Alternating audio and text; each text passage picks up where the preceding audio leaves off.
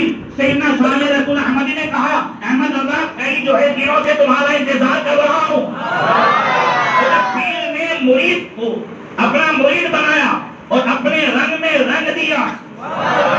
جب دونوں نکلے نا لوگ دونوں جو ہے اس کمرے سے, میں نے اس کمرے کی بھی زیارت کی ہے, تو اس کمرے سے باہر نکلے. لوگوں کی عادت تھی کہ خاتم الاکابر سیدنا شاہ رسول احمدی اعلیٰ حضرت کے پیر و مرشد جب باہر نکلتے تھے تو لوگ اللہ اللہ اللہ اس طرح ذکر اللہ کرتے تھے. مگر جب دونوں نکلے اعلیٰ حضرت 22 سال کے خاتم الاکابر حضور دونوں جب نکلے ہیں تو اب پتہ نہیں چلتا تھا تھوڑی دیر کے لیے کہ اعلیٰ حضرت کون ہے, پیر مرشد کون ہے. صرف داڑھی کے حساب سے ہی رنگ میں پتہ چلتا تھا, ورنہ پیر نے اپنے رنگ میں ایسا رنگا تھا.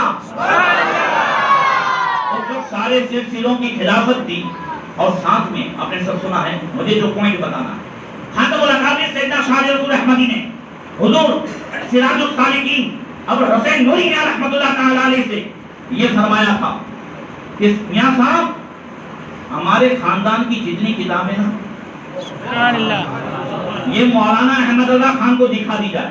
سبحان اللہ. اب جس کے بارے میں یہ کہیں کہ شائع کی جائے اسے شائع کی جائے, اور جس عبارت کو یہ کاٹ دے تو میرے اور میرے بزرگوں کی طرف سے کاٹی ہوئی سمجھی جائے. جسے یہ بڑھا دے تو میرے اور میرے بزرگوں کی طرف سے بڑھائی ہوئی سمجھی جائے. یہ منصب انہیں بارگاہ رسالت سے ملا ہے.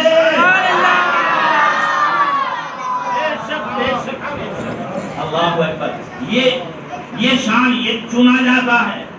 ایسے ہی صرف جانکاری کا نام علم نہیں ہے, ورنہ یہاں سے 6 مہینہ 1 سال کوئی سعودی جو ہے نوکری کے لیے بھی جاتا ہے, وہ بھی ہم سے اچھی اردو عربی بول لیتا ہے. عربی جانکاری عربی سے اردو ٹرانسلیشن کر لینا نہیں. اس میں اسی وجہ سے اہل حدیث کے مولوی سعید یوسف نے اعلیٰ حضرت کے ترجمے کنز الایمان کی تعریف کرتے ہوئے کہا تھا, اس نے کہا تھا کہ ہاں جو خوبی اللہ کی وحدانیت کو مد نظر رکھتے ہوئے ترجمے میں ہونی چاہیے اور عظمت رسالت کو مد نظر رکھتے ہوئے جو ترجمے میں خوبی ہونی چاہیے, ترجمے تو اردو میں بہت ہوئے مگر ایسی خوبی صرف کنز الایمان ہی میں ملتی ہے. الفضل ما شہدت به الاعداء. سچی فضیلت وہ ہے کہ دشمن بھی جس کی گواہی دے. اللہ اکبر. ہم آگے دیکھیں ان المنافقین.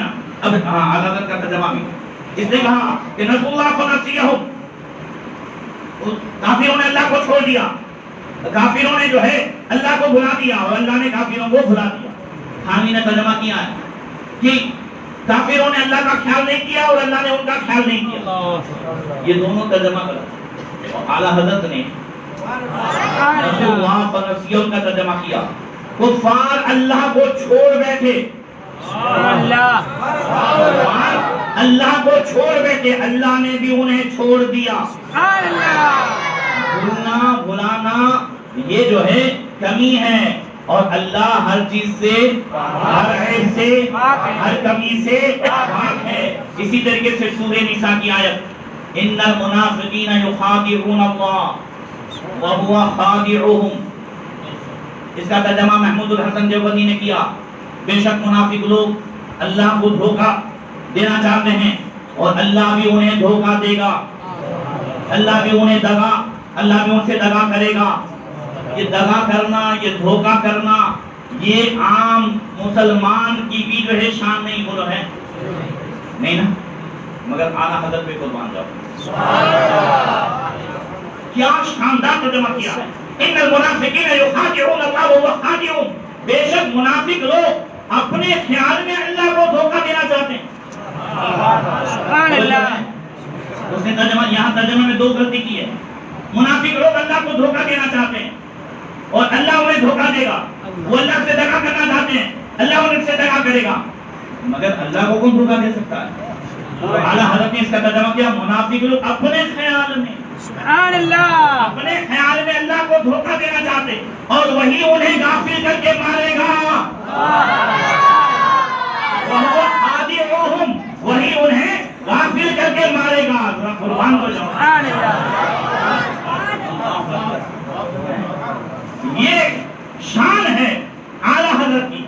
اسی کے تعلق سے علم کے حساب سے بھی. اب جب اعلیٰ حضرت کے کسی بھی نہ ترجمے کا جواب نہ فتوے کا جواب، زور سے بولو، نہ اعلیٰ حضرت کی کسی دلیل کا جواب، تو جب سامنے والا عاجز ہو جاتا ہے نا تو کام لیتا ہے تہمت سے. کس سے؟ تہمت سے، الزام سے. اب اعلیٰ حضرت پہ تہمت یہ ڈالی کہ انہوں نے حضور کی شان ایسی بیان کی کہ اللہ کے ساتھ ملا دیا، شرک کا ڈالا. کیا کر ڈالا؟ شرک کا ڈالا. ارے یار، میں نے ابھی بتایا اللہ کا علم کیا ہے؟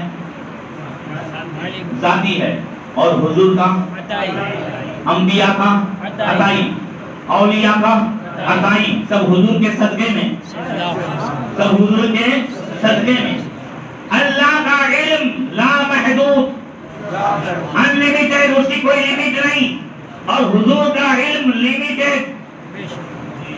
تو اس کے باوجود کبھی شرک ہو سکتا ہے، دونوں علم کبھی برابر ہو سکتے ہیں، مگر پھر بھی آج بھی ان جو علم سب کا دعویٰ ہے کہ حضور نہیں جانتے، علم غیب نہیں جانتے. اعلیٰ حضرت نے حضور کیا جانتے کیا نہیں جانتے 14 کتابیں لکھی ہیں. میں نے گزشتہ سال بخاری شریف کی حدیث بیان کی تھی. وہ جو ہے تو شرک آ جاتا ہے، جو کچھ ہوا ہوگا حضور جانتے ہیں، تیری عطا سے خدایا حضور جانتے ہیں. یہ ہو چکا، ہوگا، ہو چکا کو کہتے ہیں پاسٹ، بھوتکال، اور ہوگا تو بھویشیہ کال، فیوچر. تو اب اعلیٰ حضرت نے اس پر پوری ایک کتاب لکھی، اللؤلؤ المکنون، علم البشر ما کان و ما یکون. عربی میں بھوتکال کو کہتے ہیں ما کانا، اور بھویشیہ کال کو کہتے ہیں ما یکون. اس پر پوری جو ہے کتاب لکھی، اور وہ حدیث تو میں سنا چکا ہوں، مگر آج دل کر رہا ہے کہ ایک ایسی پیاری حدیث سناؤ. آپ سب کی توجہ ہے؟ ارد گرد ہماری سمجھ میں آ جائے گا کہ حضور کیا کیا جانتے تھے. جو رات کے دن آج ہو رہا ہے، یہ المعجم الاوسط میرے موبائل میں موجود ہے، اس کی 3ری جلد، اور حدیث نمبر جو ہے 4861. حضرت قطعی سعدی رضی اللہ تعالیٰ عنہ جو تابعین میں سے ہیں، یہ علم کی تلاش میں کوفہ پہنچے. کوفہ جا کر کے پوچھا کوئی حضور کے صحابی ہیں جنہوں نے حضور سے ڈائریکٹ کچھ لیا ہو؟ لوگوں نے کہا جامع مسجد میں حضرت عبداللہ ابن مسعود ہیں. وہ عبداللہ ابن مسعود جنہوں نے حضور صلی اللہ تعالیٰ علیہ وسلم کے نالین کو ہمیشہ اٹھایا ہے. سرکار وضو فرمانے کے لیے جا رہے ہیں تو لوٹا حضرت عبداللہ ابن مسعود اٹھاتے ہیں. سب سے زیادہ فقہ کے تعلق سے حدیثیں فقہ حنفی میں عبداللہ ابن مسعود سے روایت دی گئی ہیں. وہ حضرت عبداللہ ابن مسعود کی بارگاہ میں پہنچے ہوتے صحابی، اور باتیں ہوئی قبیلے بنو سعد کے تعلق سے، انہوں نے فضائل بیان کی حضرت عبداللہ ابن مسعود نے. بعد میں پوچھا بتائیے کیوں آئے ہو؟ کہا میں آپ سے کچھ پوچھنے کے لیے آیا. کیا پوچھنے آئے ہو؟ کہا خیال یہ ہوتا ہے کہ اللہ کے رسول نے، وہ قرآن میں بھی ہے، قیامت آئے گی تو کچھ ایسی نشانیاں ہیں، کچھ ایسا علم ہے کہ ہم آسانی سے جان سکے کہ قیامت کب آئے گی. قیامت کے تعلق سے کچھ نشانیاں اور کچھ ایسی جو ہے باتیں، کچھ ایسا علم. تو حضرت عبداللہ ابن مسعود نے فرمایا صحابی سألتنی ما سألت عنہ رسول اللہ صلی اللہ علیہ وسلم، تو نے تو وہی بات پوچھی ہے مجھ سے جو میں نے حضور سے پوچھی تھی. قلت یا رسول اللہ حل للساعة من علم تعرف به الساعة. یا رسول اللہ قیامت کے تعلق سے کچھ ایسا علم ہے جس سے ہم قیامت کو پہچان سکے؟ تو آقا نے فرمایا یا ابن مسعود ان من علام الساعة واشراطها ان يكون الولد غيظا ويكون المطر قيظا وان تفيض الاشرار فيضا. اے عبداللہ ابن مسعود، قیامت کی نشانیوں میں سے یہ ہے کہ اولاد اپنے ماں باپ کے لیے غصے اور ناراضگی کا سبب بنے گی. اللہ کے رسول نے تو ایک حدیث میں فرمایا الولد ثمرۃ القلب، اولاد تو دل کا سرور ہے، اولاد تو آنکھوں کا نور ہے، اولاد تو جو ہے یہ بھویشیہ کا سہارا ہے، فیوچر کا سہارا ہے، بڑھاپے کا سہارا ہے. یہ غصے کا سبب کیسے، ناراضگی کا سبب کیسے؟ جو اولاد تعلیم و تربیت سے آراستہ نہ ہو، جو اولاد ادب سے آراستہ نہ ہو، جو اولاد ماں باپ کا کہا نہ مانے، اپنے من مانی کرے، لڑکی ڈھونڈے تو اپنے من سے، لڑکی لڑکا ڈھونڈے تو اپنی طبیعت سے، اور ماں باپ کے لیے پورے سماج میں سر جھکانے کا موقع آ جائے تو بتاؤ یہ اولاد ماں باپ کے لیے ناراضگی کا سبب بنے گی کہ نہیں؟ دور سے یہ حضور نے 1450 سال پہلے فرمایا تو اپنے زمانے کے تعلق سے نہیں فرمایا، یہ آج کے دور کے حساب سے فرمایا کہ نہیں فرمایا؟ اب سنو دوسرا جملہ، وَأَن يَكُونَ الْمَطَرُ قَيْسًا، بارش زیادہ ہونے کے باوجود گرمی زیادہ ہوگی۔ ارے یار 127% بارش ہو چکی ہے انسان، کتنے پرسنٹ؟ 127% بارش ہو چکی ہے، مگر اس کے باوجود گرمی اتنی ہے کہ نہیں ہے؟ تو کہو تو حضور جانتے ہیں۔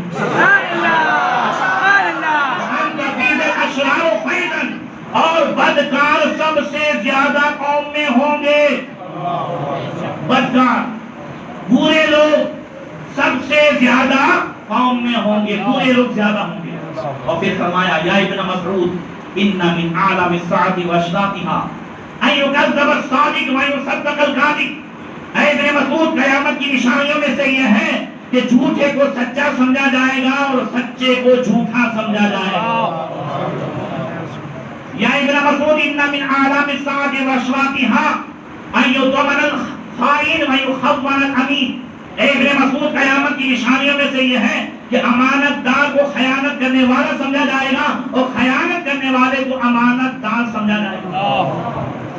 یا ابن مسعود ان من اعلام الساعة واشراطها ان تواصل الاطباق وان تقاطع الارحام۔ اے ابن مسعود، قیامت کی نشانیوں میں سے یہ ہے کہ لوگ رشتہ داروں سے دور ہو جائیں گے اور غیروں کو جو ہے اپنے سے جوڑیں گے، ان سے رشتے بنائیں گے۔ بولو آج، اور کسی کو دوسری حدیث میں بیان فرمایا کہ ان اکثر اباؤ، کہ اپنے جو ہے دوست کو قریب کرے گا اور باپ کو دور کر دے گا۔ آج نوجوان کے پاس دوستوں کے لیے ٹائم ہے مگر ماں باپ کے لیے ٹائم نہیں ہے، اور اس میں بھی اپنے فضائل بیان کرتے کرتے کہتے ہیں میں نے تو میری ماں کے پاس 5000 کی کام والی رکھ دی ہو، ابا ہاسپٹل میں تھے 10,000 کا آدمی رکھ دیا، اپنے کو پیسے کی کچھ نہیں پڑی۔ تیرے باپ کو تیرے 10,000 کی ضرورت نہیں ہے، تیرے 10 منٹ کے ٹائم کی ضرورت ہے۔ ایسی عمر میں ماں باپ کے پاس جا کر اولاد اگر ایک مرتبہ پوچھ لے ابا اچھے تو ہو، قسم خدا کی آدھی بیماری دور ہو جاتی ہے۔ آج نوجوانوں کو ماں باپ کے لیے ٹائم نہیں، بولو بات صحیح ہے، موبائل کے لیے ٹائم ہے، گیم کھیلنے کے لیے ٹائم ہے۔ ایک بھلے لطیف بھائی مگر یہ حقیقت بھی ہے، باپ نے جو ہے بیٹے سے کہا، بڑے بیٹے سے پانی لا، تو کہتا ہے میرے کو ٹائم نہیں ہے، میرے کو جانا ہے، میرے کو ٹائم نہیں ہے۔ تو چھوٹا بیٹا کہتا ہے ابا یہ احسان ہے، ایک کام کرو نا آپ بھر لو نا، میرے لیے بھی بھر لو۔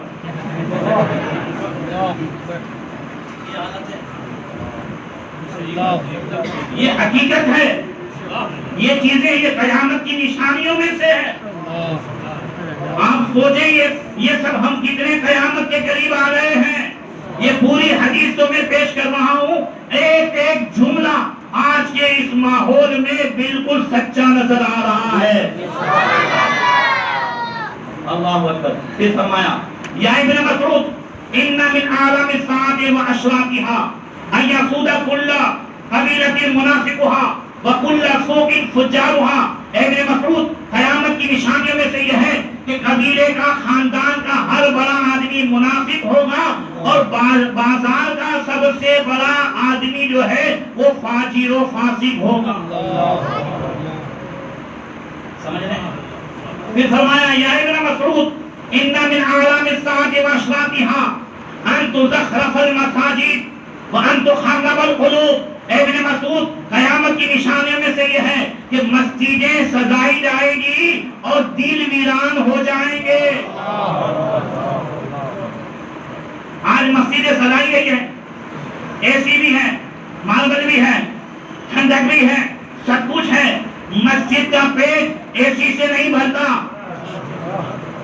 مسجد کا پیٹ ماربل سے نہیں بھرتا، کمکمے سے نہیں بھرتا، نمازیوں سے بھرتا ہے۔ دل ویران ہوں گے، مسجدیں آباد ہوں گی۔ آج دل ویران ہے۔ پہلے مسجدوں میں چھت بھی نہیں تھی، کھجور کے پتے کی وہ جو ہے چھت بنائی جاتی، مٹی کا وہ فرش ہوتا، مگر ہاں اسی میں بیٹھنے والے عشاء سے بیٹھتے تھے تو فجر پڑھ کر کے نکلتے تھے۔ آج ہم جمعہ کی نماز میں 2 رکعت بھی ایسے پڑھ کے بھاگتے ہیں جیسے پیچھے کوئی ڈنڈا لے کے کھڑا ہو۔ بولو صحیح ہے؟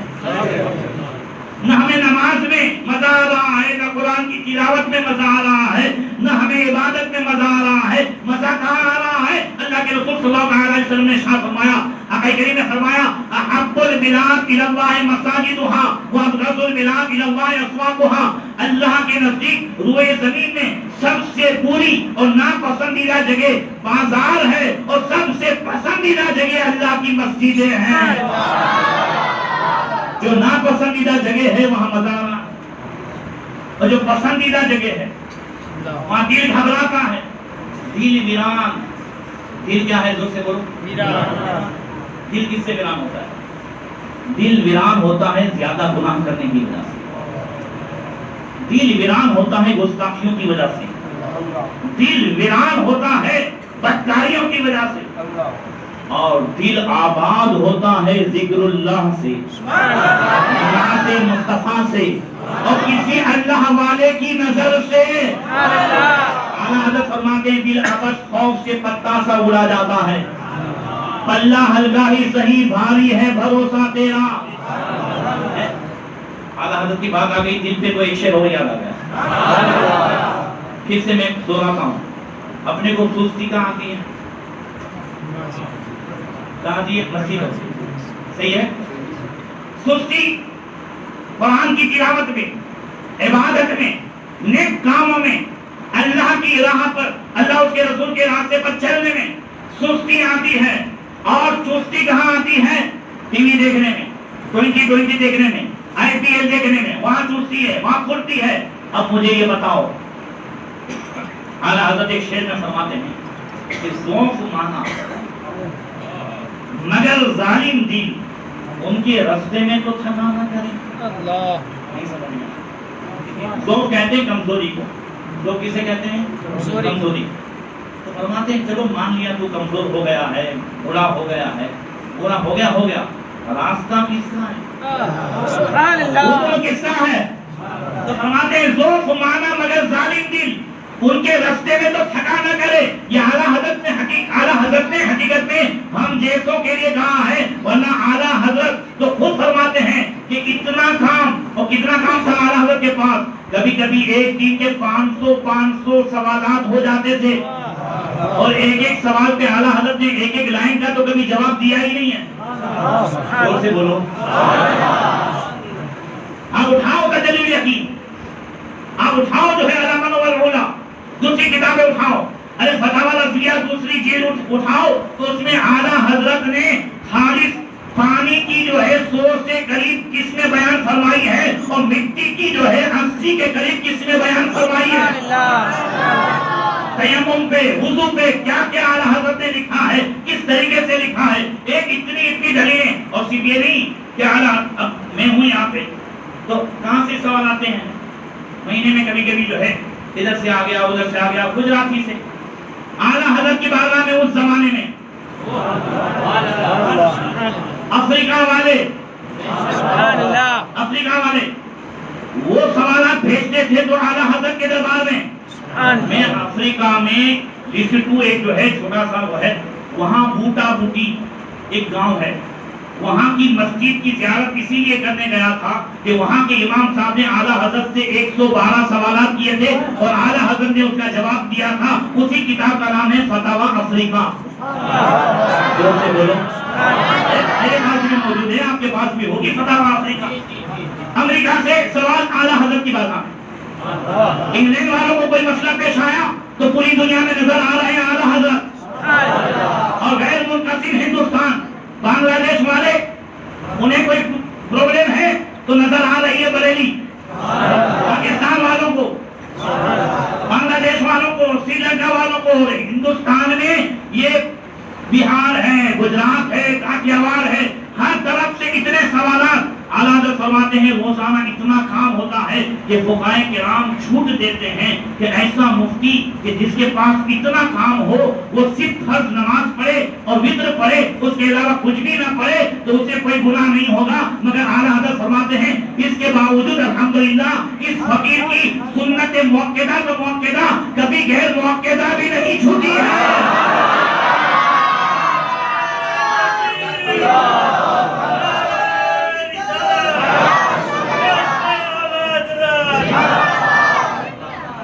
یہ دیکھیں فرماتے ہیں ذوق مانا مگر ظالم دل، ان کے رستے میں تو تھکا نہ کرے دل کو ان سے خدا جدا نہ کرے، لیکن دل اٹھنے والے خدا نہ کرے. یہ اسی کا شعر ہے. اللہ اکبر. تو آگے کر رہا تھا، آگے اسی حدیث میں ہے یا ابن مسعود ان من اعلام الساعة واشراطها ان يكون المؤمن في القبيلة اضل من النقد. قیامت کی نشانیوں میں سے اے ابن مسعود یہ بھی ہے کہ مومن جو دین پہ چلتا ہوگا اس کی ویلیو خاندان میں پیسے سے کم ہوگی، پیسے کی ویلیو زیادہ ہوگی. اضل من النقد، نقد سے زیادہ ذلیل ہوگا مومن، پیسے سے زیادہ خاندان میں قبیلے میں اسے جو ہے ٹیڑھی نظر سے دیکھا جاتا ہوگا. جو بندہ شریعت پر چلتا ہو تو اسے خاندان میں قبیلے میں ٹیڑھی نظر سے وہ تو دیکھا جاتا ہے کہ نہیں. اللہ اکبر. کسی کو اور پھر ٹیڑھی نظر سے دیکھنے والے اپنے آپ کو عقل مند سمجھتے ہیں اور شریعت پر چلنے والے کو بے وقوف کیا سمجھتے ہیں. مولانا تو جھولی اس میں رہ گئے، دنیا نے کہاں ترقی کر لی ان کو خبر نہیں ہے. ایک صاحب کہنے لگے مولانا صاحب آپ یہاں پہ جو ہے بخاری مسلم پڑھاتے ہیں، دنیا چاند پہ پہنچ گئی ہے. مولانا صاحب نے کہا ٹھیک ہے ہم بخاری مسلم پڑھاتے ہیں اور دنیا چاند پہ پہنچ گئی ہے، مگر تم کہاں ہو؟ نہ چاند پہ نہ ادھر. سبحان اللہ. بات صحیح ہے نا؟ چلو دنیا چاند پہ پہنچ گئی مگر ہم تو وہ باتیں پڑھا رہے ہیں کہ چاند جن کے اشارے سے ہو گیا ہے. سورج الٹے پاؤں پر کے چاند اشارے سے وہ چاند اندھے نجدی دیکھ رہے قدرت رسول اللہ جی.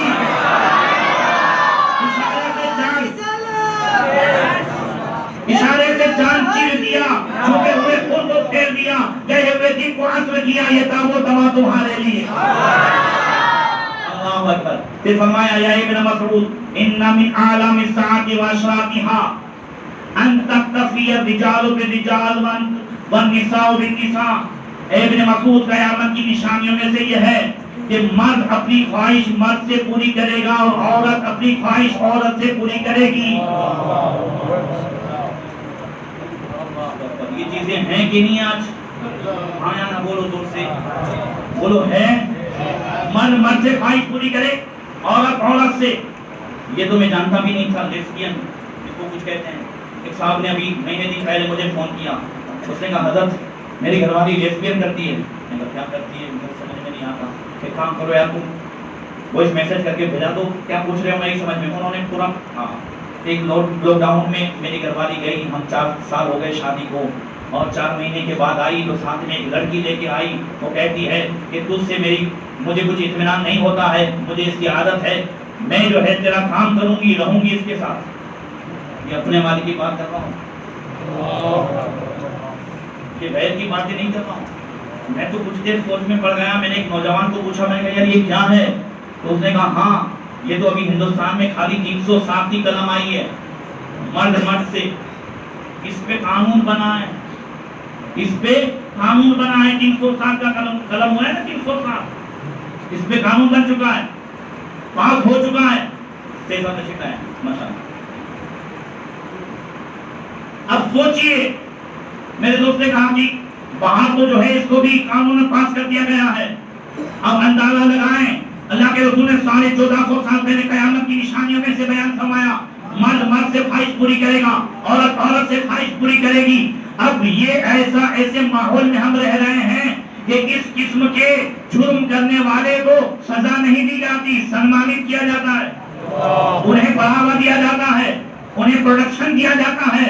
میں نے دوپہر میں بھی کہا تھا, ابھی آج بھی کہتا ہوں کہ جب ماحول ایسا ہو جہاں حکومتیں خود جو ہے مجرموں کو سپورٹ کرتی ہوں, وہاں جرم سے کیسے بچا جائے, وہاں ظلم سے کیسے بچا جائے, وہاں گناہ سے کیسے بچا جائے, اپنے دامن کو جو ہے داغدار ہونے سے کیسے بچایا جائے, تو اس کی ایک ہی جو ہے صورت ہے. اللہ قرآن میں فرماتا ہے ان الصلاۃ تنہی عن الفحشاء والمنکر, بے شک نماز برائیوں سے روک دیتی ہے, بے حیائیوں سے روک دیتی ہے. اگر آج بھی اس بے حیائی بھرے ماحول میں اگر بے حیائی سے بچنا ہے, نوجوانوں اپنی مسجدوں کو آباد کر دو, قسم خدا کی اللہ تبارک و تعالیٰ تمہارے دامن کی حفاظت فرمائے گا.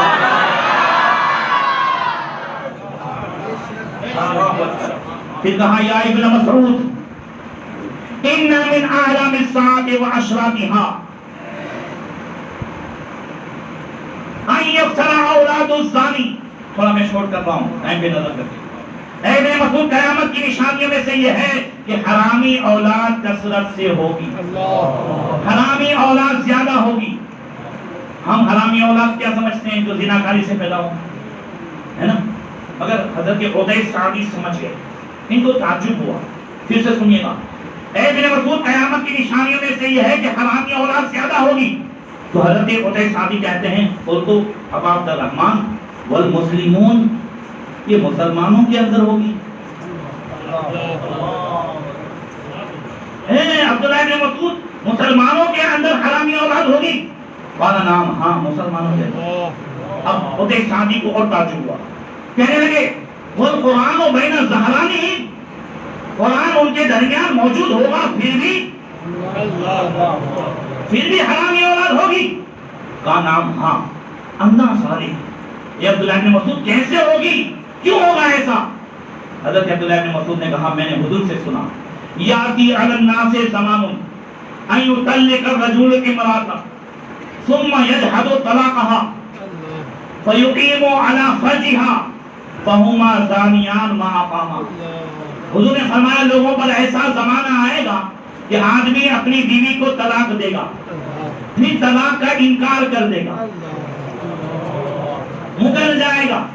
میں بولا نہیں ہوں, ایسے کیس روز آتے میرے پاس. عورت کہتی ہے ہاں یہ 3 بولا ہے, مرد کہتا ہے نا میں 2 مرتبہ بولا اور تیسری مرتبہ ایسا لگا کہ اس نے سنا نہیں ہے تو بولا. یہ عقیدہ کیسے میرے پاس ہے؟ سمجھ رہے ہیں کہ ثم یجحد طلاقها, پھر طلاق سے انکار کر جائے گا. نوجوانوں یہ رات میں دن ہو رہا ہے کہ نہیں ہو رہا ہے؟ 1400 سال پہلے حضور نے بیان فرمایا طلاق سے مکر جائے گا, کہا میں نے نہیں دیا ہے. پھر دونوں ایسے ہی رہیں گے اور زنا کریں گے اور اولاد جو ہے وہ حرامی پیدا ہوگی. اللہ اکبر. یہ تعجب جو حضرت عبداللہ ابن مسعود کو ہوا تھا, حضرت عدیس سعدی کو ہوا تھا عبداللہ ابن مسعود کے کہنے پر, والقرآن بین الظہرانہم, قرآن ان کے درمیان ہوگا, اس کے باوجود مطلب یہ ہے کہ قرآن میں تو طلاق کے طریقے ہیں. زور سے بولو. میں نے آپ کو سنایا ہے اس سے پہلے, الطلاق مرتان, قرآن کے دوسرے پارے میں ہے.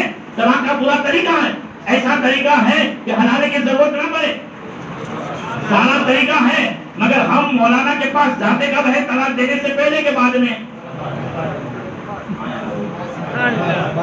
طلاق دینے سے پہلے مولانا کے پاس جاتے ہیں کہ بعد میں؟ تو طلاق دینا یہ جو ہے یہ دینی معاملہ ہے نا, اس کا تعلق دین سے ہے نا, حلال و حرام سے ہے.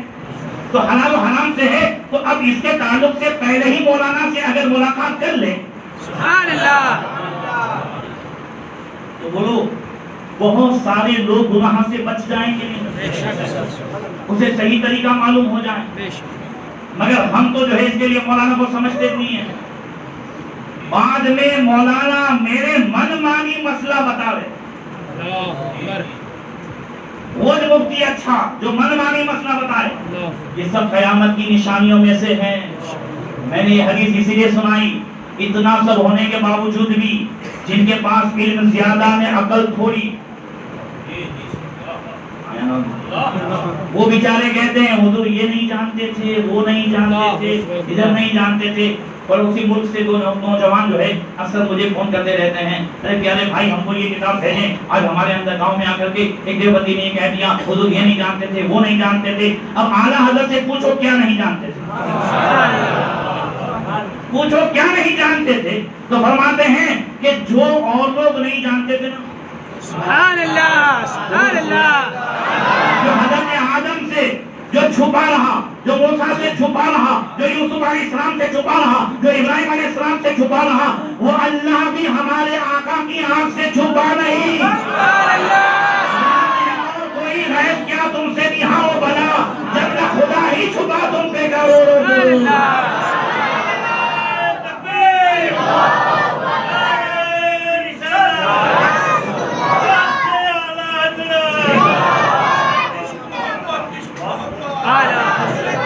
یہ تو بات تھی توحید پر، اب آئیے عظمت رسالت کی ایک مثال دیتا جو بڑی پیاری مثال ہے اور بڑی عام مثال ہے۔ وَوَجَدَكَ ضَالًّا فَهَدَىٰ، اس کا ترجمہ مولوی اشرف علی تھانوی کے استاد محمود الحسن دیوبندی نے یہ کیا ہے کہ ہم نے تجھے بھٹکتا پایا تو راہ دی، ہم نے تجھے بھٹکتا پایا تو راہ دی۔ تھانوی نے ترجمہ کیا ہم نے تجھے شریعت سے بے خبر پایا تو راہ دی۔ میرے ذہن میں ترجمہ موجود ہے اس کا بیان القرآن، مگر اعلیٰ حضرت نے جو ترجمہ کیا سبحان اللہ سبحان اللہ، وَوَجَدَكَ ضَالًّا فَهَدَىٰ، محبوب ہم نے آپ کو اپنی محبت میں خود رفتہ پایا تو راہ دی۔ اب یہ اعلیٰ حضرت نے ترجمہ کیا اپنی طرف سے کیا ہے، اس سے واضح ہو جائے گا مسئلہ کہ اعلیٰ حضرت یہ اعلیٰ حضرت کی خود کی بناوٹ نہیں ہے، صحابہ کرام کی فکر کا نچوڑ ہے۔ دیکھو جب سیریا فتح ہوا، سیریا میں ایک گاؤں فتح ہوا حلب، حلب جب فتح ہوا، حلب کا حاکم تھا یوحنا، اس کے بھائی تھے حضرت یوحنا جو توریت کے انجیل کے عالم تھے اور حضور پر ایمان لے آئے تھے۔ یوحنا حاکم حلب اتنا سخت مزاج تھا کہ پتا چلا کہ بھائی ایمان لے آیا ہے تو اسے بھی قتل کر دیا۔ 2 مرتبہ مسلمانوں پہ حملہ کیا، بڑی سخت لڑائی بھی ہوئی، اور ایک دن حضور اس کے خواب میں تشریف لے آئے۔ زور سے بولو۔ اب حاکم حلب یوحنا یہ رات میں حضرت ابو عبیدہ بن جراح کے پاس آئے اور عربی بولنے لگی، تو کہا کہ ارے تم تو جو ہے یہاں رومی ہو اور عربی بول رہے ہو، ایسے تمہیں تعجب ہوتا ہے؟ گزشتہ رات جو ہے محمد رسول اللہ میرے خواب میں آئے، مجھے کلمہ پڑھایا اور جو ہے میرے منہ میں آپ نے لعاب ڈالا جس سے میں عربی بولنے لگا۔ اور اس کے بعد اس نے کہا کہ جب میں کلمہ پڑھ چکا تو میں گیا، میرے بھائی یوحنا کی جو کتابیں تھیں ان کو میں نے نکالی اور اس میں نبی آخر الزمان کی میں نے صفتیں دیکھی، ان کے تعلق سے جو اللہ تعالیٰ نے اگلی کتابوں میں جو نشانیاں بیان کی تھی وہ سب دیکھی، تو اس میں سے ایک نشانی یہ بھی میں نے دیکھی کہ نبی آخر الزمان کے دشمن سب سے زیادہ یہودی ہوں گے۔ کیا ایسا ہوا ہے؟ تو حضرت امیر الامت ابو عبیدہ بن جراح کا ہاں ہوا، یہودی سب سے زیادہ دشمن اور آج بھی وہی دشمنی کر رہے ہیں۔ کہا اچھا، کہا میں نے یہ بھی دیکھا کہ نبی آخر الزمان کسی بھی سائل کو مانگنے والے کو کبھی بھیجیں گے نہیں، زور سے بولو، کبھی اسے اپنے یہاں سے خالی جانے نہیں دیں گے۔ تو امیر الامت ابو عبیدہ بن جراح نے کہا ہاں اللہ تعالیٰ نے اپنے محبوب کو اس کا حکم بھی دیا ہے۔ اور پھر سورہ والضحیٰ کی آیت، بلکہ حضرت جابر تو فرماتے ہیں ما سئل رسول اللہ صلی اللہ تعالی علیہ وسلم شیئا قط فقال اللہ، کہ رسول اللہ صلی اللہ علیہ وسلم کی بارگاہ میں کبھی ایسا ہوا ہی نہیں ہے کہ کسی نے حضور سے مانگا ہو اور حضور نے نہ کہا ہو، ایسا ہوا ہی نہیں ہے۔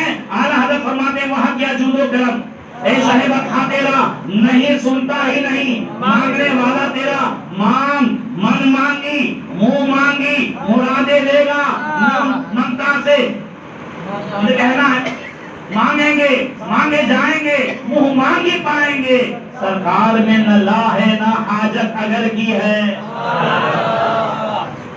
تو کہتے ہیں کہ اللہ نے فرمایا الم یجدک یتیما فآویٰ ووجدک ضالا فہدیٰ ووجدک عائلا فأغنیٰ فأما اليتیم فلا تقہر وأما السائل فلا تنہر. محبوب الم یجدک یتیما فآویٰ. تھوڑے تھوڑے آگے بڑھ جائیں پیچھے کافی تھوڑے آگے بڑھ جائیں جو لوگ پیچھے کھڑے ہیں ہاں جی تھوڑے تھوڑے آگے ہیں. اللہ نے قرآن کے 28ویں پارے میں فرمایا یا ایھا الذین آمنوا اذا قیل لکم تفسحوا فی المجالس فافسحوا یفسح اللہ لکم. اے ایمان والو جب مجلس میں کہا جائے کہ اپنے بھائیوں کو جگہ دو تو جگہ دو اللہ تمہیں جنت میں جگہ عطا فرمائے. جب قرآن میں تمہاری اس چیز کا بیان ہے تو کس چیز کا بیان نہیں ہوگا. تو اس میں ووجدک ضالا فہدیٰ جب امیر الامت ابو عبیدہ بن جراح نے یہ آیت پڑھی تو حاکم حق یوحنا جو نئے مسلمان ہوئے تھے انہوں نے کہا ٹھہریے یہ بات سمجھ میں نہیں آئی. اللہ تعالیٰ اپنے محبوب کو یہ ووجدک ضالا کیوں کہہ رہا ہے؟ زور سے بولو. ضال تو جو ہے نبی نہیں ہو سکتے. ضال نبی نہیں ہو سکتے. ضال کا معنی گمراہ بھی ہوتا ہے بھٹکنا بھی ہوتا ہے اور ضال کا معنی محبت میں گم ہو جانا بھی ہوتا ہے. تو یہ تو نہیں ہو سکتا پھر کیا معنی ہے؟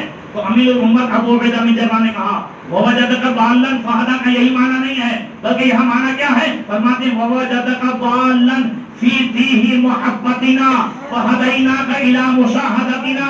اے محبوب ہم نے آپ کو اپنی محبت میں ڈوبا ہوا پایا. محبوب مجھ سے آدم نے بھی محبت کی یوسف نے بھی محبت کی موسیٰ نے بھی محبت کی ابراہیم نے محبت کی سب نے محبت کی مگر پیارے آپ کی محبت کا انداز بڑا نرالا ہے. میں نے آپ کو اپنی محبت میں ڈوبا ہوا پایا. فہدیٰ تو راہ دی. کس بات کی راہ دی؟ امین الامت فرماتے ہیں فہدیناک الی مشاہدتنا. میں نے معراج میں اپنی بارگاہ میں بلا کر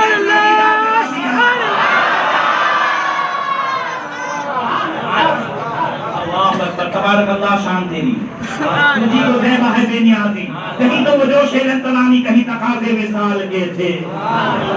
اللہ اکبر. یہ شان ہے اعلیٰ حضرت کی جنہوں نے عظمت رسالت اور عظمت توحید کے اعتبار سے وہ خدمت انجام دی ہے.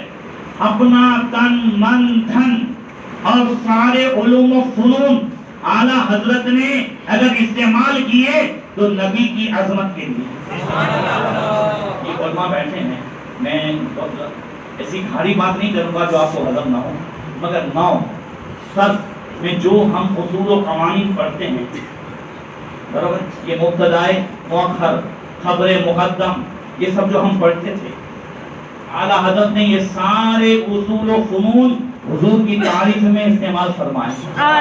ذرا بلند آواز سے کہہ سب تمہاری خبر تھی تم مؤخر مبتدا ہو قبل ذکر اضمار کیا جب رتبہ صادق آپ کا ہو.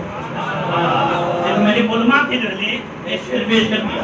اس طریقے سے منطق فلسفہ یہ ساری چیزیں سارے علوم و فنون اور اعلیٰ حضرت صرف فقہ تفسیر حدیث اتنا ہی نہیں جانتے تھے. اعلیٰ حضرت مسلمانوں کے وہ پہلے سائنٹسٹ ہے اور سب سے پہلے وہ سائنس جو کہتے ہیں سائنس نہ کہتے تھے نا کہ زمین چکر میں زمین گھومتی ہے. اعلیٰ حضرت نے قرآن اور حدیث سے وَالشَّمْسُ تَجْرِي لِمُسْتَقَرٍ لَهَا ان ساری آیتوں سے ثابت کیا کہ زمین چند سیکنڈوں کے لیے گھومتی ہے. تو حالت یہ ہوتی ہے اور حقیقت میں گھومتی ہو گھومتی بھی نہیں ہے خالی ہلتی ہے. بولو زمین خالی ہلتی ہے تو کسی کا وجود رہتا ہے. ایسی ایسی دلیلیں دی اتنے علوم و فنون. اور جب اعلیٰ حضرت کا وصال ہوا اور سے سنیے گا سرکار اعلیٰ حضرت کے خلیفہ حضرت صدر الافاضل مولانا نعیم الدین مراد آبادی رضی اللہ تعالیٰ عنہ کو مراد آباد میں پتہ چلا جمعہ کا دن تھا. اعلیٰ حضرت جمعہ کے دن 2:40 پر اس دنیا سے تشریف لے گئے. مغرب کی نماز کے بعد مراد آباد میں اعلان ہونے لگا اعلیٰ حضرت کی نماز جنازہ کے تعلق سے سید مدنی مرحوم جو سچے سنی صحیح العقیدہ تھے ان کی نماز مغرب رہ گئی تھی. مراد آباد کی جامع مسجد جس میں دیوبندیوں کا مدرسہ تھا, وہ بڑے بڑے لوگ وہاں پڑھتے اور پڑھاتے تھے. پہلے تو مسجدوں میں مدرسے ہوتے تھے. اس میں وہ نماز مغرب پڑھتے تھے. سید مدنی نے مرحوم کہاں لوگ بیٹھے ہوئے تھے, ان کا صدر مدرس بھی بیٹھا ہوا تھا, مدرس بھی بیٹھے تھے, طلبہ بھی بیٹھے تھے. میں نے دیکھا کہ جب اعلان ہونے لگا صدر الحاضر کی طرف سے, تو صدر مدرس جو اس دیوبندی مدرسے کا تھا, اس نے کہا نوجوان سے, ایک طالب علم سے, جاؤ دیکھو کون سا اعلان ہو رہا ہے. وہ آیا واپس تو آگے کہنے لگا, خان صاحب بریلی چل بسے. خوش ہو کے کہہ رہا, خان صاحب بریلی گئے. تو وہ صدر مدرس جو دیوبندی مدرسے کا تھا جلال میں آیا, کہا مولانا احمد رضا خان کا دنیا سے چلا جانا یہ مسلمانوں کے لیے خوش ہونے کا مقام ہے کہ خون کے آنسو ہونے کا مقام ہے؟ الفضل ما شہیدت به الاعداء. ذرا زور سے بولو. سچی فضیلت وہ ہے کہ دشمن بھی گواہی دے. وہ کہنے لگا طالب علم, وہ ہمارے بڑوں کو کافر کہتے تھے. تو وہ کہتا ہے صدر مدرس دیوبندی کا جو ہے, وہ کہتا ہے وہ کہتے تھے تو عشق رسول کی بنیاد پہ کہتے تھے. اور یاد رکھو اعلیٰ حضرت نے تو 4-5 کچھ کافر کہا ہے جنہوں نے گستاخی کی. بقیہ اپنے فتووں سے کروڑوں مسلمانوں کو کافر و مشرک ہونے سے بچایا ہے. ایک کمپیئر کروں, کمپیئر تو میں نہیں کر سکتا, خالی بات کرتا ہوں. جو لوگ کہتے ہیں نا, دیکھاتے ہیں اعلیٰ حضرت نے سب کو کافرت بنایا, یہ کافر کی مشین تھے. اعلیٰ حضرت نے 4 یا 5 ہی پہ فتوے دیے, وہ بھی 23 سال کے بعد. کتنے سال؟ 23 سال سمجھانے کے بعد, کئی خط لکھنے کے بعد پھر فتویٰ دیا ہے. اور خالی بہشتی زیور مولوی اشرف علی تھانوی کی اٹھاؤ, اس کا پہلا حصہ اٹھاؤ, اور اس میں پیج نمبر 33 اور 36 دیکھو, تو اس میں ایک لکھا ہوا ہے کہ صحرا باندھنا بھی شرک. تو اب اگر تھانوی صاحب کا فتویٰ مان لیا جائے تو ہم میں سے کوئی مسلمان رہے گا؟ میدر والوں سے پوچھتا ہوں, رہے گا؟ نہیں بھائی. تھانوی صاحب نے سب کو مشرک کو کافر بنایا کہ نہیں بنایا؟ آیا بولو زور سے, نہیں سمجھنا. جب صحرا باندھنا شرک و کفر ہوگا, کفر و شرک کے بیان میں اس میں بیان کیا ہے, تو صحرا باندھنا کفر و شرک ہوگا, تو صحرا باندھنے والا بھی کافر و مشرک ہوگا کہ نہیں ہوگا؟ آیا نا بولو. تو کوئی مسلمان بچے گا؟ بات سمجھ میں آ رہی کہ نہیں؟ صحرا باندھنا بھی کفر و شرک. اب مجھے یہ بتاؤ کہ اللہ تعالیٰ نے کبھی صحرا باندھا, تو یہ شرک کیسے ہوا؟ شرک تو اسے ہی کہتے ہیں جو اللہ کی ذات یا صفات میں کسی کو برابر کیا جائے. اللہ نے صحرا باندھا ہی نہیں ہے. مولانا حضرت شاہ تراب الحق صاحب رحمۃ اللہ تعالی علیہ قاضی دہلوی, انہوں نے ایک بیان کیا تھا کہ پڑوسی ملک میں ایک بیچارہ دلہا جو ہے وہ صحرا باندھ کے آ رہا. وہ یہ لطیفہ نہیں ہے, یہاں ویراول کے پاس داری یہ گاؤں ہے, وہاں سے مجھے خبر آئی تھی. وہ بعد میں نے لگاتار وہاں پہ 3-4 سموہ شادی کی تھی.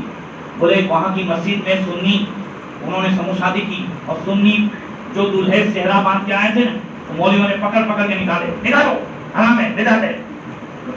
بات سمجھ میں آ رہی ہے؟ میں نے وہاں پہ 3-4 لگاتار سموہ شادی کی. سبحان اللہ.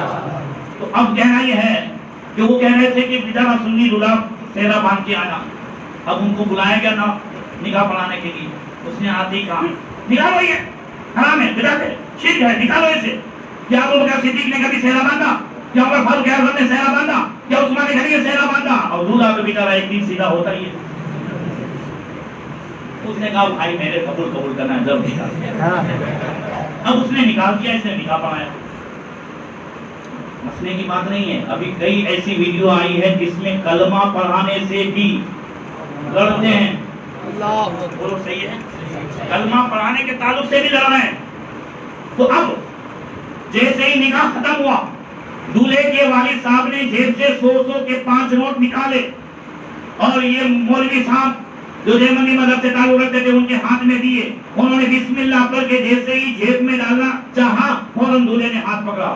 ابو بکر صدیق نے نکاح پڑھانے کے 500 لیے تھے, عمر فاروق اعظم نے نکاح پڑھانے کے 500 لیے تھے, عثمان غنی نے لیے تھے. تو نہیں, الحمدللہ خوشی کا موقع ہے. خوشی کے موقع پر جو ہے تحفہ لینا دینا سنت ہے. تو دولہے نے کہا میں نے بھی صحرا خوشی کے موقع پر باندھا تھا, باپ کے 40 سے میں نہیں باندھا تھا. میں ساتھ میں دلیل بھی سکھا رہا ہوں آپ کو. بات سمجھ میں آ رہی ہے نا. اب یہ جو ہے وہ کہنے لگا نوجوان جو ہمارے بڑوں کو کافر کہتے تھے, کہ وہ عشق رسول کی بنیاد پہ کہتے تھے, آپ ان کی اتنی حمایت کیوں کرتے؟ وہ طالب علم کہتا ہے صدر مدرس دیوبندی سے, آپ اتنی حمایت کیوں کرتے ہیں؟ کہا سنو, ہمارا ایک دعویٰ ہے یہودیوں کے سامنے, عیسائیوں کے سامنے, کفار و مشرکین کے سامنے, کہ اگر دین اور دنیا کے علوم و فنون کسی ایک ویکتی میں جمع ہو سکتے ہیں تو صرف مسلمان ہی میں جمع ہو سکتے ہیں. کسی غیر کے اندر دنیا کے علوم ہوں گے تو دین کے نہیں. اگر کوئی جو ہے امریکہ کا, فرانس کا بڑا سے بڑا جو ہے سائنٹسٹ ہوگا تو اس کے پاس دنیا کے علم ہوں گے, دین کے نہیں. مگر دونوں علوم و فنون کسی ایک ویکتی میں جمع ہو تو صرف مسلمان میں. وہ صدر مدرس دیوبندی کہتا ہے یہ ہمارا دعویٰ تھا, اور دلیل کے طور پر اگر یہودی مانتے, عیسائی مانتے کہ ہاں کون سا ایسا مسلمان ہے جس کے اندر دنیا کے بھی سارے علوم و فنون ہیں, دین کے بھی سارے علوم و فنون ہیں, تو میں سہارنپور سے نہ لاتا, میں دیوبند سے نہ لاتا. اگر کوئی مانتا تو ہمارے پاس ایک بریلی کے مولانا احمد اللہ خان تھے. یہ ایسے مولانا ہے جن کے اندر دین کے بھی سارے علوم ہیں اور دنیا کے بھی سارے علوم ہیں. ملک سخن کی شاہی جس سمت آ گئے ہیں سکے بکھا دیے ہیں, جس سمت آ گئے ہیں چھکے چھڑا دیے ہیں. رضا کی کوئی ہمارا رضا کا ہے, جس سمت دیکھیے وہ علاقہ رضا کا ہے. پچھلوں نے تو لکھا بہت کچھ علم دین پر, جو کچھ ہے اس صدی میں وہ تنہا رضا کا ہے.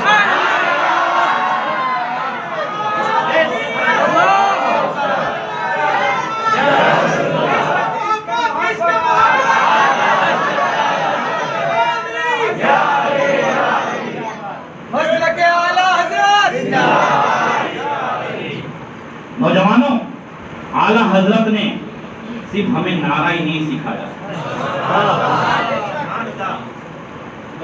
مجدد حضرت مجدد ثانی امام ربانی شیخ احمد سریدی فرماتے ہیں مجدد وہ ہوتا ہے یحیی السنہ ویسمع البدع.